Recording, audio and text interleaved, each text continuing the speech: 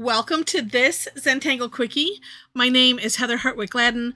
I'm a Certified Zentangle Teacher.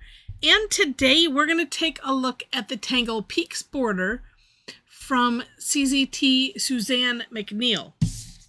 All right. I've used this one before. It's one of those, I thought it was named something else, but there could be another one that's similar just because, right? And unfortunately, there is a for more inspiration link. So you can look at Linda Farmer's sample. Unfortunately, as most of the tangles that are on tangle patterns that are done by Suzanne McNeill, something happened to her website some time ago, and some of them Linda has gotten permission to use, from whatever was in her book or whatever. But anyway, this one doesn't have one, so I was left to make it up on my own. So I took the challenge, and here's what I came up with. All right, a line, curved, otherwise wiggly, up to you. Let's take it all the way off of there, nice and solid. Okay. All right, then. And as I did this two different ways. I'm like, oh no, that's not how it looks, but that's okay. What I found was we're going to do a zigzag. We're going to do 2 zigzags. And let me just start here. And we're not going to come all the way up to that line. Just, which way should I do this? I don't know. All right, let's do it this way. All right, let's not. Sometimes your hand just goes, good try. Nope. All right. And then here, let's pretend like that one is, that's where it's going to go right there. Okay. Now, we're going to essentially aura this. But the second one, sorry, I keep flipping this around. My brain and my hand are not cooperating with each other. Okay. We're going to aura. And of course, you pick the distance. This one will touch the top. And really, it's kind of like doing this same thing, on the other side. The way I was first doing it, I had this going up to the top. But then looking at Linda's thumbnail, the little sample, I'm like, well, nope, because, yeah, this part almost touches. And I'm like, yep, that's not how mine ended up, but okay. And it all worked out good. Okay, so here is the basic pattern. Now, I am going to dare say the rest of it is kind of kind of sort of decorating. Here's what she has, some dots.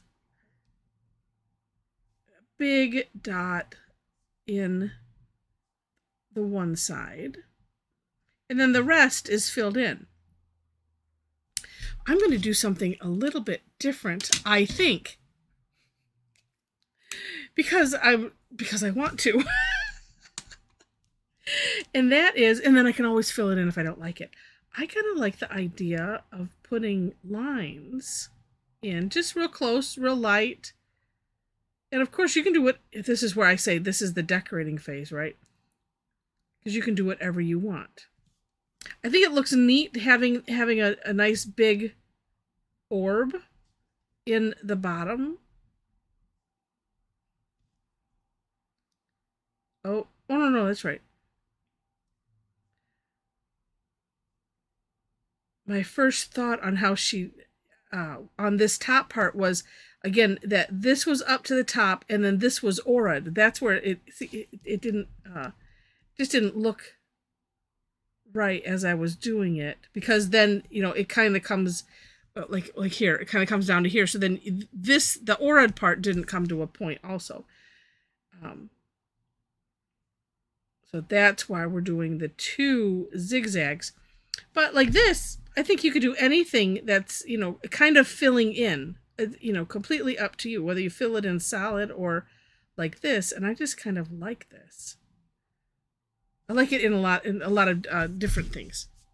Now, one last bit And because, and I don't have the book, so I love seeing what the actual creator of the Tangle did. I'm not normally, I'll just figure out the step out on my own.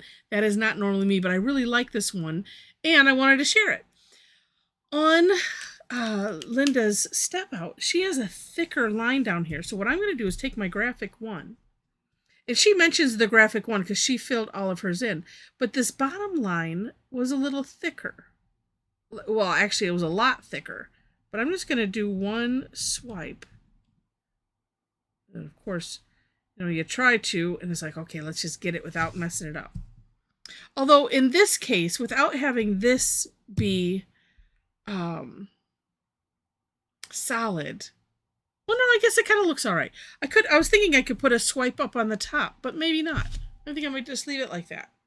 Why not? So I didn't put that in the step out. As far as a step goes, I did it in the last box that I have where I play and shade. So I will leave that up to you.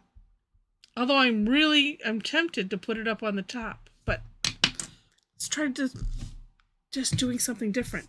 Now, shading wise, it's hard when all of this is filled in, which is maybe why I was thinking about it, but let's just see. I mean, you still can put graphite down and then make it look like it's curved. You don't have to shade it at all if you don't want to.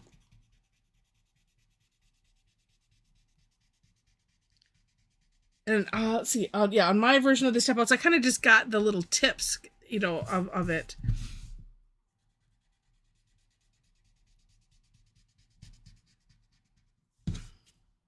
That looks neat. I like it. Yes. Oh, that was a little bit wet still. All right. Neat. I like it. I hope you did too. And if you did, well, let me back up for a minute. I think it's nice to have, it's always nice to have a great variety of tangles and the different kinds, the different border tangles, in our toolbox, if you will. And this is just a nice one. It's nice to have some ones that are geometric. And I do have a category or a playlist, of geometric shapes. So we're, like this. And like I said, it's nice to mix some things like this with the ones that have a lot of curves. That's just my opinion. So again, if you enjoyed it, please click like. If you liked it enough to see more, I would hope that you might subscribe to the channel. In the description section, you will just find my version of the step out and then a link to Tangle Patterns so you can take a look at Linda's version, or at least at the little thumbnail example.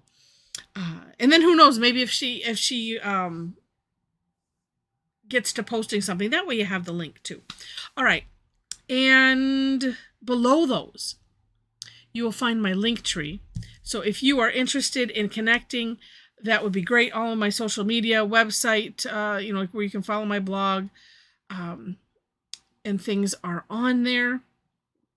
If you are interested in classes, or rather, that and or tangling online with new Tangle buddies, come and join us generally on Thursdays for Tangle Time. It's free, and I take a tangle or two and we play with it and just see what you end up coming up with. It's a great time.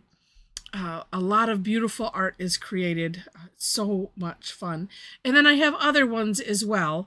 Generally on Tuesday are the classes that are paid, except for the third Tuesday, which is Tough Tangle Tuesday. That one is also free.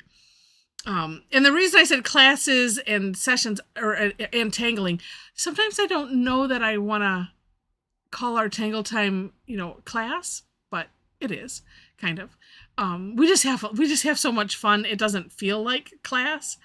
But like I said, gotta come and experience it. It's free. Can't go wrong. All right. And if you end up not liking it, you can just turn us off. It's okay.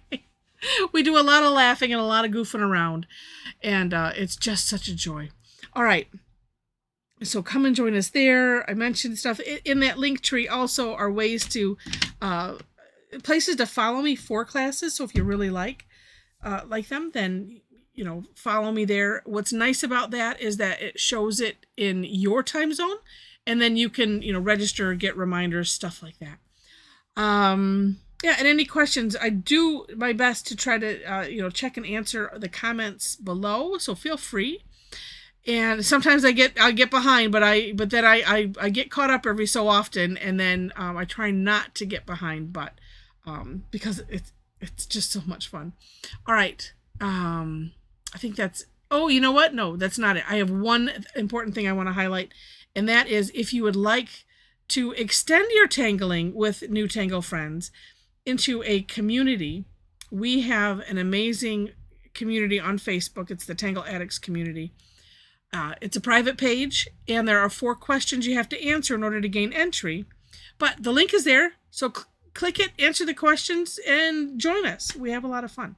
All right, so with that, thank you so much for watching, and I wish you happy tangling.